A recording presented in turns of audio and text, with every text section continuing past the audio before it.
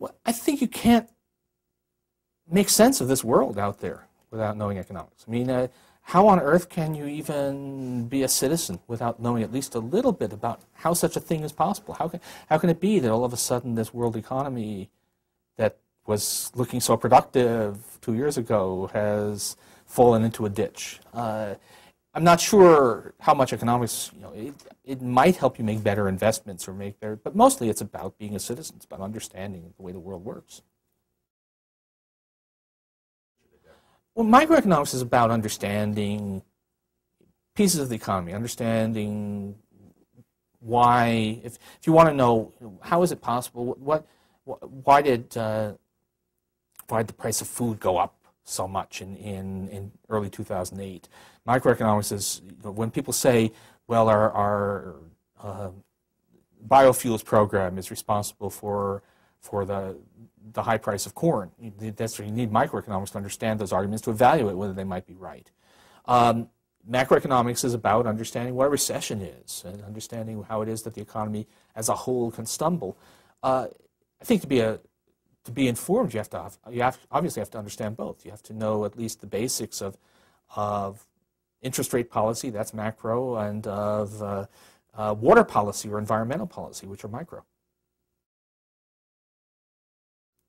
I don't think you can remove it. I think if you pretend to be completely apolitical, then you're faking it. What you can do is try to be fair.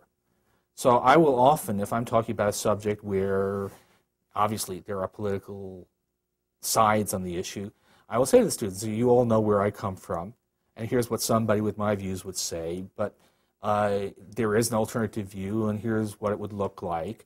The students often have those too, but I just make sure, I make sure that I understand the arguments of the people I disagree with and try to represent them fairly. And in economics, the fact of the matter is 85–90% of what we do is not political. 85–90% of it is stuff that a very broad spectrum of opinion agrees about.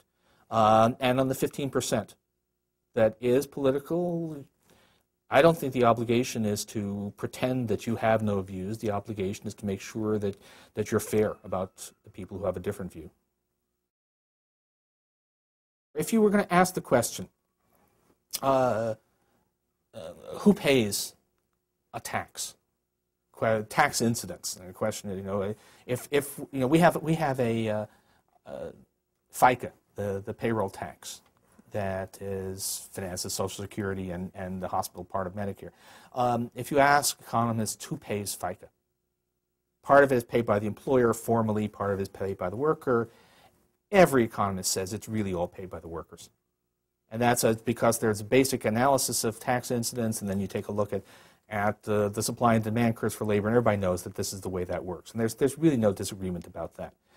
On the other hand, the question, how much would, how much impact would raising U.S.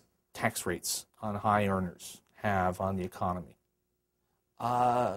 There's a view that says it's not such a bad thing, that not a whole lot of incentive effects.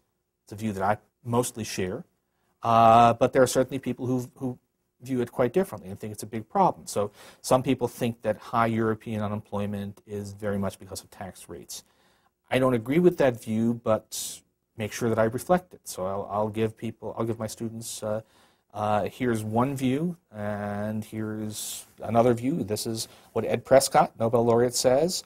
I don't think he's right, but he has to be taken seriously. Here's what some other guys I trust a lot say. Why are they different? What things would make you decide which one to believe?